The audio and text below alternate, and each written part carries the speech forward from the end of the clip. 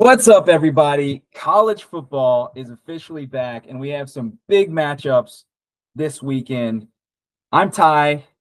The other person on this call is Jordan. We are Better Nation. The purpose of this recording is to show an analytics model that we built that basically will give us actionable insights into how we can actually place bets on these college football games that are positive expected value bets.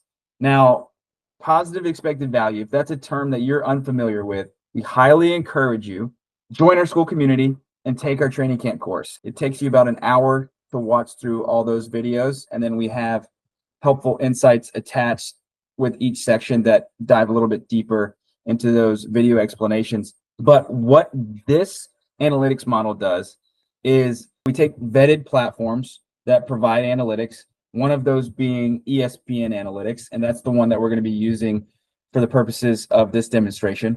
We take these free analytics and we crunch them into this model to be able to give us, helpful insights as to, what we should place bets on and what we should not.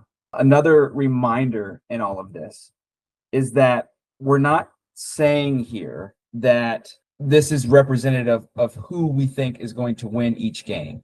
This is representative of where the opportunity is with mispriced lines. That's what we're looking for here, to exploit mispriced lines. My pal Jordan here is going to explain this analytics model because he's the one that built it. And we're going to dive into some of these matchups, and we're going to ultimately help you and provide some insight into what games and matchups you should probably bet on. Thanks, Ty. And what's going on, everyone? The thanks for your time. As Ty said, our goal here at Better Nation is really just to help you make sense of all the overwhelming information in the marketplace and to help distill that down for you into the actionable insights and to really point you in the direction of resources that are worth following and away from resources that aren't. One big platform that I'm sure you all are familiar with is ESPN, obviously the major sports content provider. You probably are also familiar with, if you watch college football as much as we do, over the course of a game, you'll probably see like, hey, ESPN thinks this team has X% chance to win. Or this team, just made a field goal and their percent chance to win goes up X%. That is ESPN analytics models that they have running in the background. And you can also see that for pregame matchups. So what we did, because sports betting inherently involves odds and probabilities, what we did is we took the ESPN predictive analytics numbers right here in column H for every game this week, and we put it in, and then we put in the odds. So these odds are fresh as of earlier this evening. And what you can do is you can compare ESPN analytics predictions to what the market is saying. And if there's a positive expected value, which you'll see over here in column Q, that means that there's a high chance, if you agree with ESPN analytics, I should say, that those lines or opportunities are mispriced. And circling back to this positive EV concept, long-term sustainable sports betting requires you to find these positive EV plays. Otherwise, if you bet into negative EV plays, you're going to be losing money over time. So to summarize, our goal of this effort is really to help you distill down the ESPN analytics platform and their predictions and see if there's any actionable insights for you as a sports bettor, assuming you agree with the ESPN analytics platform. So to walk you through the process, first game we want to talk about is Georgia Clemson, because that's one of the bigger ones coming up. Georgia's a heavy favorite. ESPN has them at 82.1% chance of winning. The market has them at 86% chance. This includes the VIG or the juice, which is the fee that the sportsbook charges you. So you can back that out and get what the implied probability without the VIG is. So the market is saying that Georgia has an 81% chance to win that game, very close to ESPN Analytics, 82%. You'll see the difference is 1%. And then over here, column Q automatically, I have a couple variables hidden here, automatically tells you if it's a positive EV play, and if so, the percentage value associated with that. As you see, both of these are negative. So ESPN Analytics and the market are close to each other. Using ESPN Analytics, there's not a positive EV play associated with at least the money line bet here with Georgia and Clemson. Going down to Penn State, West Virginia, similar concept. You just plug in the ESPN Analytics number, compare it to the market odds, and then you get the EV percentage. Nothing here. Now we get into the games that are more interesting. The first one being Oklahoma State.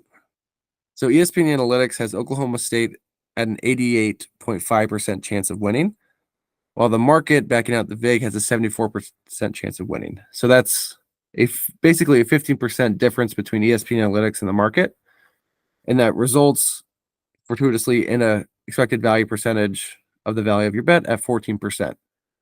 Now you may see this number here off to the side, the KC amount. This is a reference to the Kelly criterion, which is basically a formula to help you determine, how much to place a bet. And this is based off of a max unit size. So the max amount you would bet on any given wager of $100, but you can fluctuate that. So if the most you're willing to bet is $10, like the most you would bet according to this formula is $4.82 as opposed to $48.25. But the larger purpose of this discussion is really, again, just to flag the positive EV plays, which we'll summarize for you.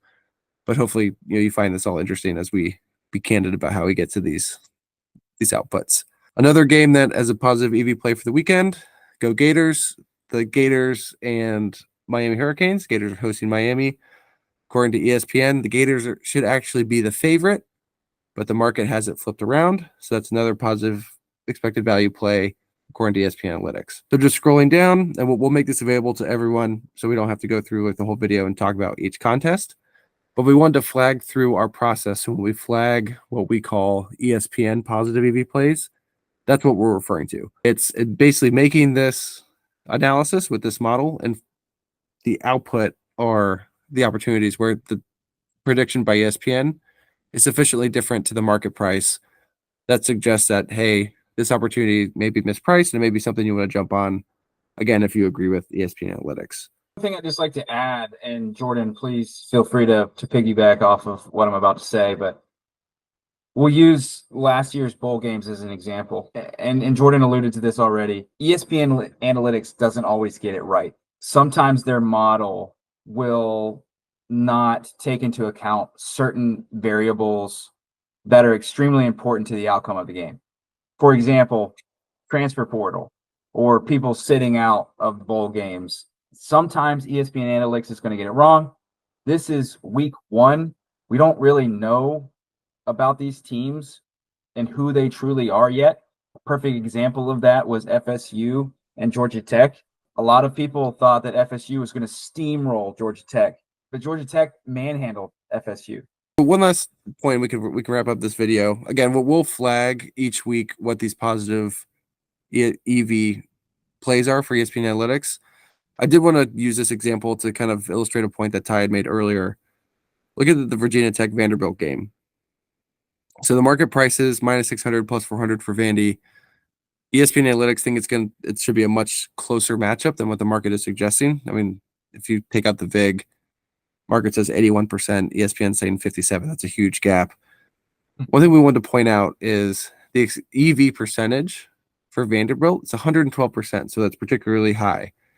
As Ty mentioned, what this is saying isn't Vandy is going to win the game. It's saying that the price that the market has set for Vandy to win, or given the correlation between money lines and spreads, likely the spread itself is mispriced. It's that opportunity is mispriced, so you should jump on it because the expected value for that particular opportunity is positive. So one implication, just talking about this Virginia Tech Vanderbilt game, is let's say that you are convicted about Virginia Tech. Maybe you're live in Blacksburg, you're a huge Hokies fan. What this is saying is that Virginia Tech still could win the game, but maybe that game is going to be made way more competitive than what the market is suggesting. Meaning that if you choose Virginia Tech on the money line, but also Vandy on the spread, or maybe you just hit Vandy on the spread, thinking obviously that Virginia Tech is going to pull it out. That's just one example of how you can take this insight, take this information, and then make it actionable and use it in one of your betting strategies. Great insights. I love it. And we hope that you got something of value out of this conversation. We're going to be going live every week and coming out with videos like this every week for the entire NFL and college football season. So just be on the lookout for these videos.